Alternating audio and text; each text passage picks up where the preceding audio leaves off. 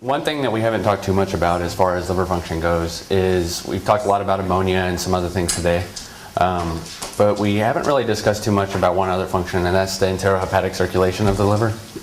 And bile acids, which are actually synthesized in the liver to help and aid in digestion and emulsification of fats, are secreted into the intestine. They're taken back up into enterocytes, taken it back up in the portal vein and recirculated into the liver. And in general, in normal physiological states, you have around 95% of bile acids that are actually recirculated. However, in cases of cholestatic liver diseases, as well as in other cases of liver injury, you actually have a disruption in the reabsorption of bile acids.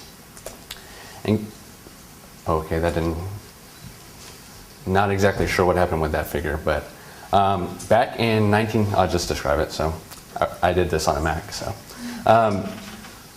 Back in 1977, Roger Williams' group, actually, they were looking at patients with acute liver failure.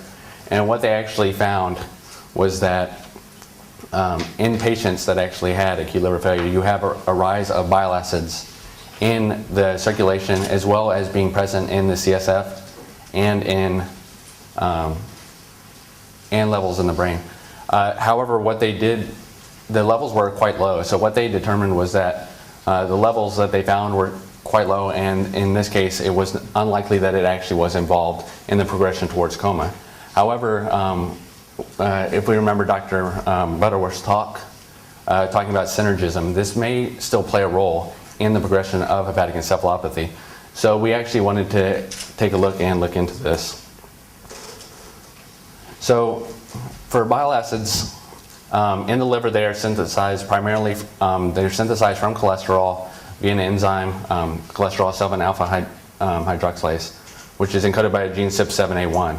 And in the brain, however, it's a completely different enzyme. And I should mention that bile acids, most people are like, bile acids shouldn't be synthesized in the brain. Well, they're actually involved in the maintenance of cholesterol homeostasis because cholesterol is synthesized the bile acids from these enzymes. So in the brain, it's through CYP27A1 and CYP46A1. And in general, cholesterol is actually present in high concentrations in the brain because it's a major component of myelin sheaths and cell membranes. It's a precursor for bile acids, like I plan on talking about today, as well as steroid hormones. It's involved in lipid rafts and various other things. But in general, dysregulation of cholesterol metabolism has been shown to be involved with a variety of genetic disorders, which I've listed, as well as in Alzheimer's disease a little bit more recently.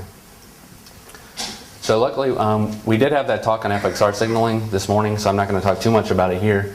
I do want to mention that we're going to primarily focus on that today. And since it is a nuclear receptor, bile acids do have to be transported across the cell membrane. And one of these transporters to actually do this is ASBT, or the apical sodium-dependent bile acid transporter. The model we use, and I know if you were here for my mentor's talk yesterday, she explained this already, so I'll go quickly through it. We use this neurological score model, which is a summation of 5 reflexes plus ataxia. We score that with a 2 if the reflex is strong and still present, 1 if it's weakened or dampened, and 0 if it's absent. And this gives us this clear neurological decline in this model with defined stages that kind of relate with the degree of ataxia that's present. And with that, we also do see progressive liver damage. So I guess the formatting might be screwed up on a lot of this, so I'll just go through it. But during hepatic encephalopathy, using our AOM model, what we have found is that the total levels of bile acids are significantly upregulated in the cortex of azoxymethane mice. And also, we injected a fluorescent bile acid derivative into the tail vein and did determine that levels of fluorescence in neural tissue were significantly upregulated using fluorescent spectrophotometry of brain homogenates compared to normal mice. So with this background data, we wanted to investigate if elevated circulating bile acids that occurred following liver failure worsen neurological outcomes, and if this occurs via the activation of FXR signaling. So our first approach was to actually, we supplemented their diets. So in both vehicle and AOM mice, we used cholestyramine, which is a bile acid sequestrant that allows for more, it disrupts the enterohepatic circulation and allows for more fecal excretion of bile acids.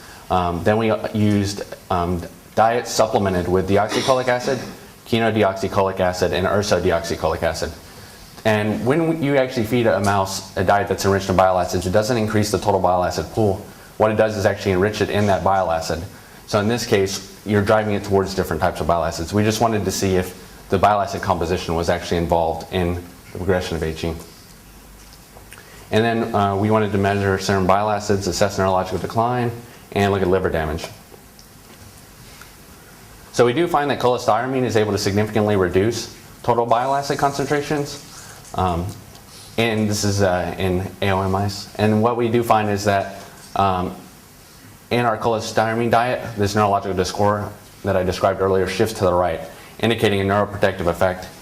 We see a significant increase in time to coma, and we don't see any significant changes in liver damage. We also looked at ALT and bilirubin measurements, and this validated what we observed in our histopathology. When we actually looked at the diets fed to AOM mice, these actually generated a very strong effect. Our deoxycholic acid diet, and I should mention that what we're using are diets that have been shown to have no overt hepatotoxicity.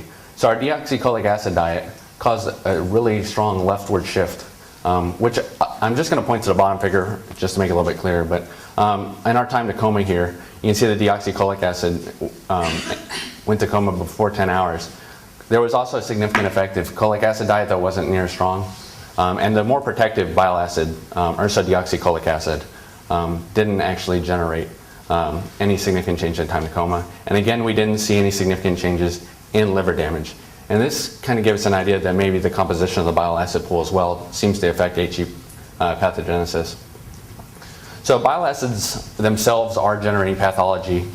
We wanted next to disrupt the hepatic production of bile acids by using CYP7A1 knockout mice. And this is the enzyme that's involved in hepatic production of bile acids.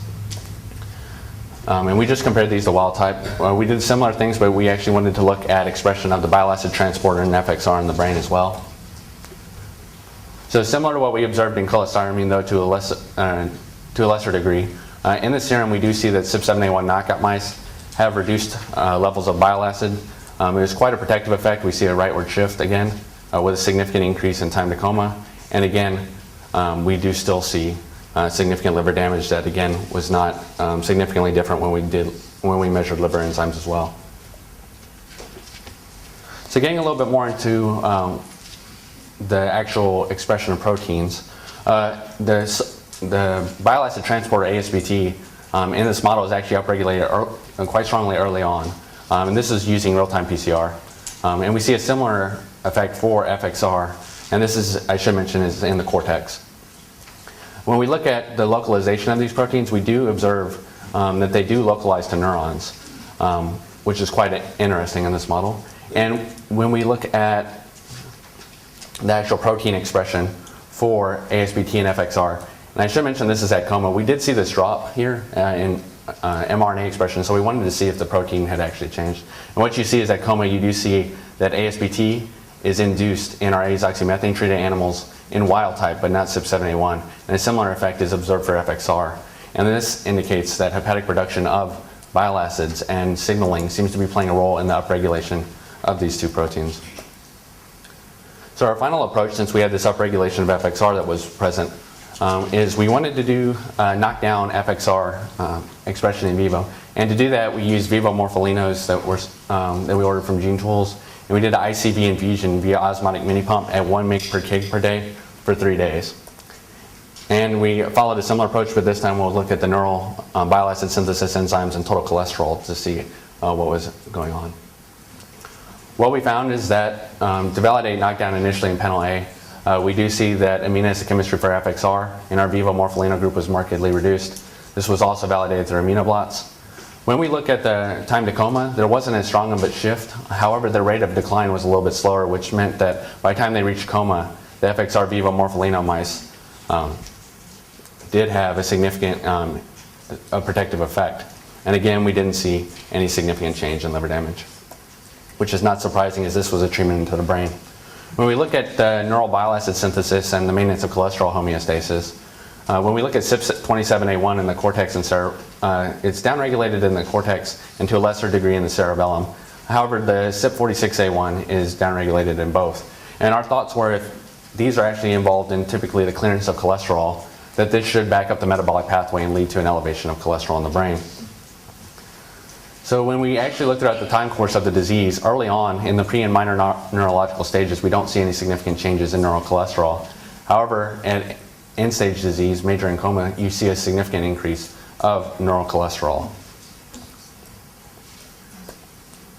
This gives us to what we think is actually going on. And what you have is actually liver insult, which disrupts the liver's ability to reuptake bile acids, leading to an increase of bile acids in the circulation. As we show, bile acids have the capability with our CLF assay that I showed you in the beginning to activate FXR. And this leads to an inhibition of CYP27A1 and 46A1 in the brain, leading to overproduction of, or increased levels of cerebral cholesterol and a dysregulation of homeostasis. All right, and with that, I'd just like to acknowledge my mentor Sharon tomorrow, as well as the other people in the lab, and our funding sources and institutional support. Thank you.